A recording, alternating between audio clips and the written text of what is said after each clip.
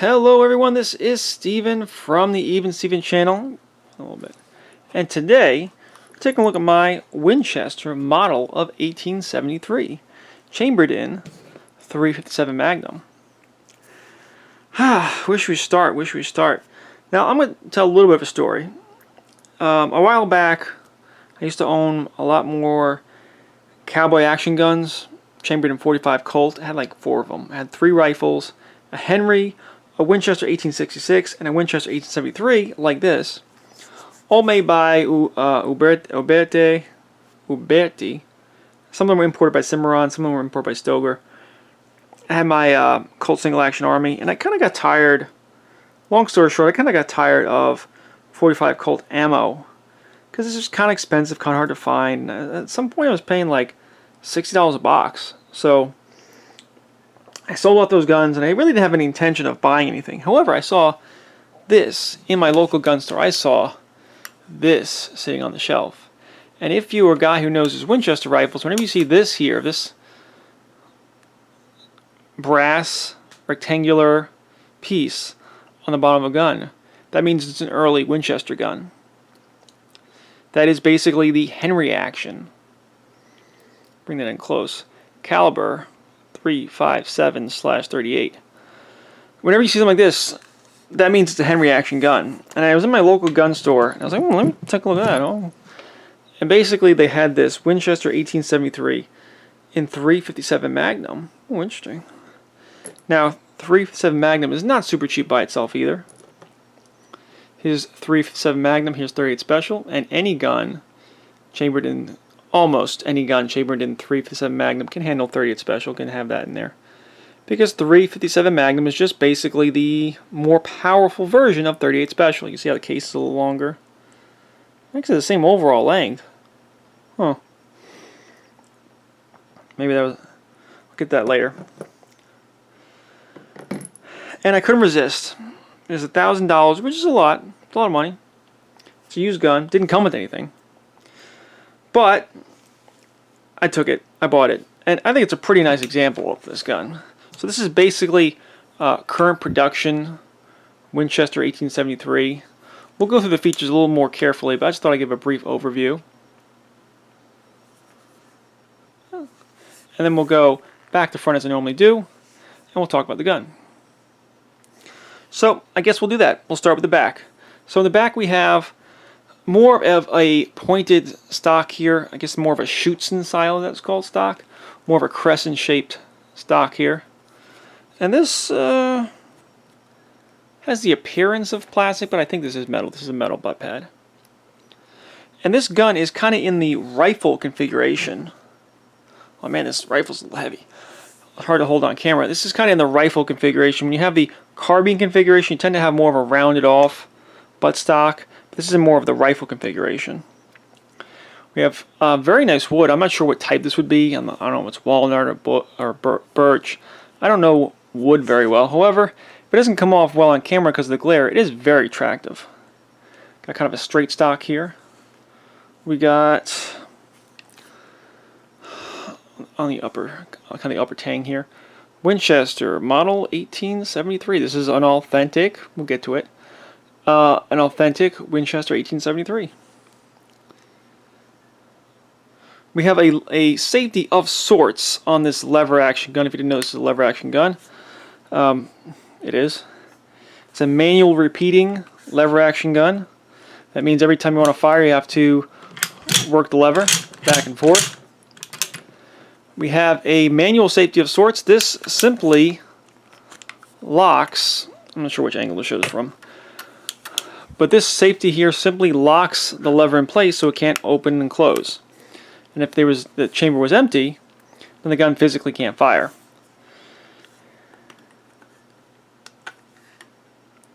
In addition, there is this kind of grip safety. The gun can't fire if that safety isn't engaged. Let me just double check this isn't loaded though. Shouldn't be. Hit my camera. So the gun can't fire unless that grip safety is actuated. That's a good idea. Got the trigger, of course. Got the hammer. The hammer does have a half cock, so that is also a safety mechanism of sorts.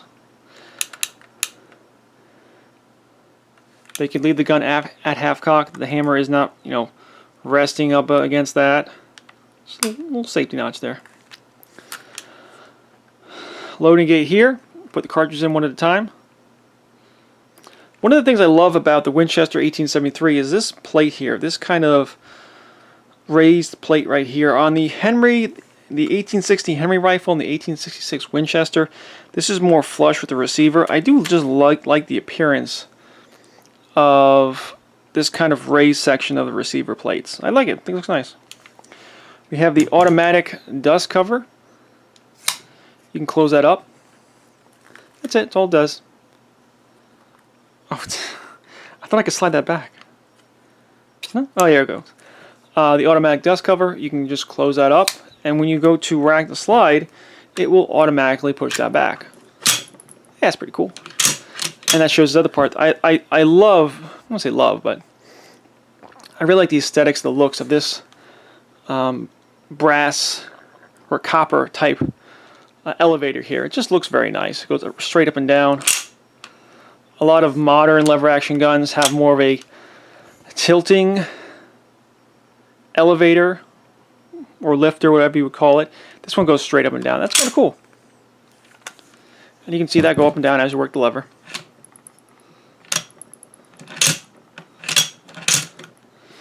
And the gun's pretty simple. It's, this is you load the cartridges through here.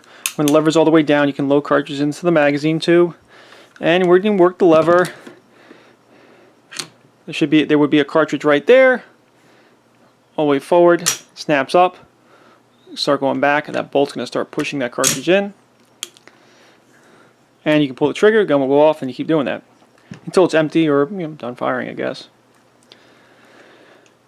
Very basic wooden handguard, kind of basic buckhorn sights. Talk about the sights in a second.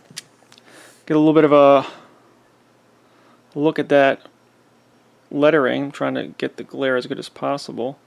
But it says made by Morocco, Japan, imported by Baco Inc., Morgan, Utah. Winchester is a registered trademark of the Olin Corporation. What is all that about?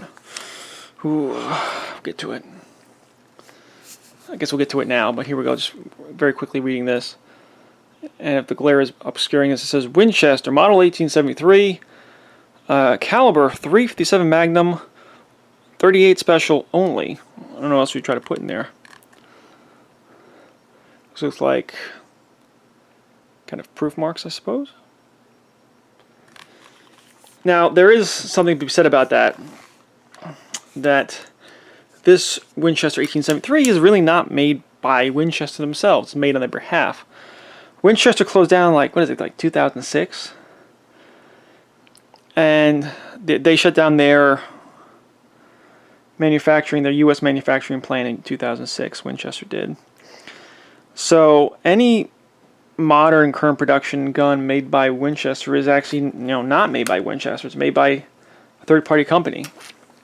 Whether it's their rifles or their shotguns, their lever action guns, their bolt action guns, Winchester doesn't make their own guns. They're all made on their behalf, either by Morocco in Japan or I think there's a Turkish company that makes their shotguns, or whoever makes their bolt action guns. They don't make them themselves. So this is current production. This is as close to a new authentic Winchester as you can get, but it's not made in America. It's not made by Winchester themselves at their U.S. factory. And if that bothers you, well, I don't know what to say. We got a smooth barrel here. Sometimes you can get octagonal barrels, smooth barrel. This is a 20-inch barrel. 20-inch barrel with an, I think, 10-round capacity. Now, I'm going to make a quick point and say something about that. The 10-round capacity, Winchester says, I think on their website, that you can fit 10 rounds of 357 Magnum or 11 rounds of 38 Special. However, you can see that these are identical in size, almost identical in overall length. And I tried to put 11 rounds of 38 Special into the gun, and it jammed up horribly, horribly. Basically, I got a cartridge stuck in here while the elevator was up, and since the elevator was up, the elevator would try to go down and it would try to basically crush this cartridge. So it was a big giant mess. I had to open up the magazine tube on the bottom here. There's a screw there. You can unscrew that. Basically this cap comes off. Sorry. That cap comes off and the spring kind of just springs out and you can dump all the cartridges out. It was a big mess. So my recommendation is whatever Winchester says on their website, only load 10. Load 10 or you're going to give yourself problems. At least that's how I've seen it in my experiences. And this is also the rifle configuration of sight. The sight is basically dovetailed directly onto the barrel. In the carbine configuration, you'll have like a band right here, and it'll go on the band. Now, when Winchester first made these guns, back in 1873 or 75, whatever it was, when they first started rolling out, the carbine was 20 inches. And it had the carbine band, and it had the rounded stock. And the reason the carbine has such a long barrel compared to today is because they were still using black powder. So you wanted a longer barrel for better ballistics. Today, we don't need that. So this is a 20-inch barrel, and it is in the rifle configuration. And on Winchester's website, they call this the short rifle. So this is the Winchester 1873 short rifle, because we don't really want like 24-inch barrels anymore. And they just took, the rifle configuration and just cut it down a few inches. Going back to the sights real quick.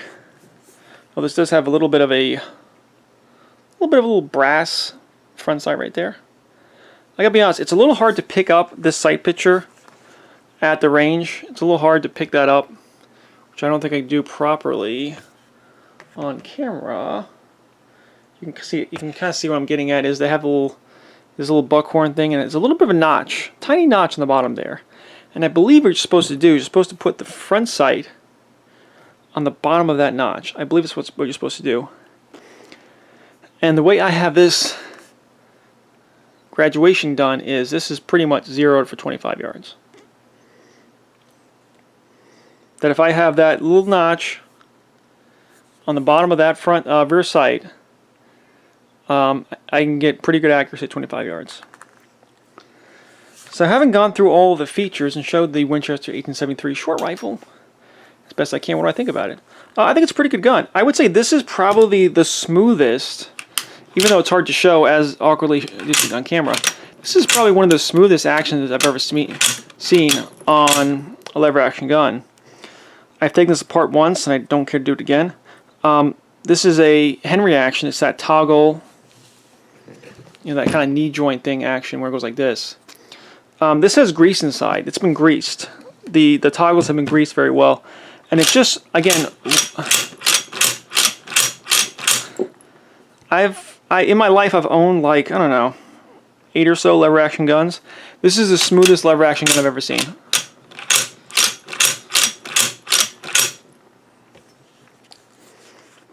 And it fires the relatively affordable 357 Magnum cartridge. And even in .38 Special, there doesn't seem to be a big difference as far as shooting at relatively short. I typically shoot 25 yards, and at 25 yards, I don't see a difference in performance between this and this. So. What I was getting at is you can definitely feel 357 Magnum, but even .38 Special has a little bit of kick. It makes me feel like I'm doing something, so I appreciate that. I basically traded my Henry Model X for this.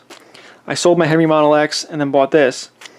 And the Henry Model X must be substantially overbuilt for 357 Magnum because it must weigh more because my Henry Model X has much less kick than this. I imagine this gun is probably a pound or two lighter, even though it feels like a 7-8 pound gun.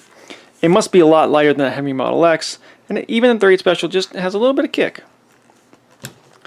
So assuming you don't overload the magazine tube, no problems with this gun whatsoever. It's very fun, very fast to cycle. I've had other people shoot it, they like it too.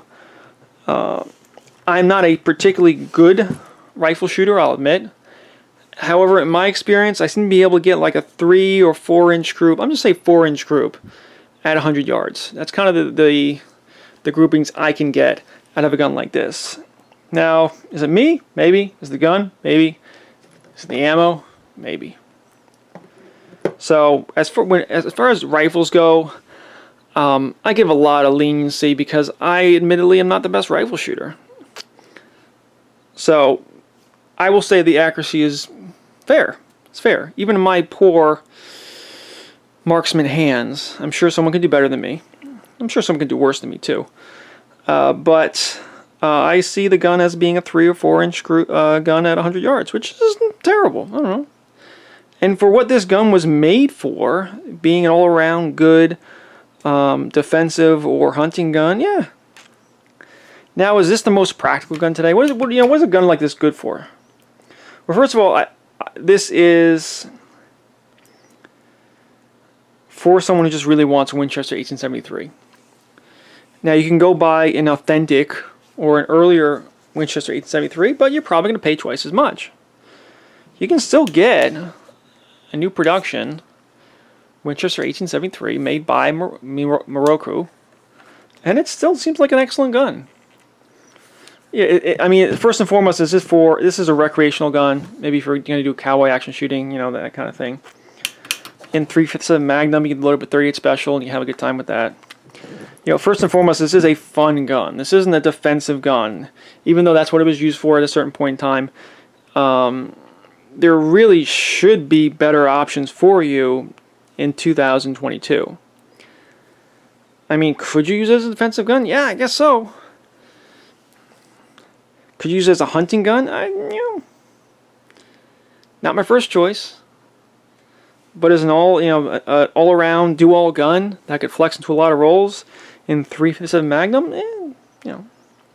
But really, come on. First and foremost, this is a fun gun. This is a recreational gun. This is a cowboy action shooting gun.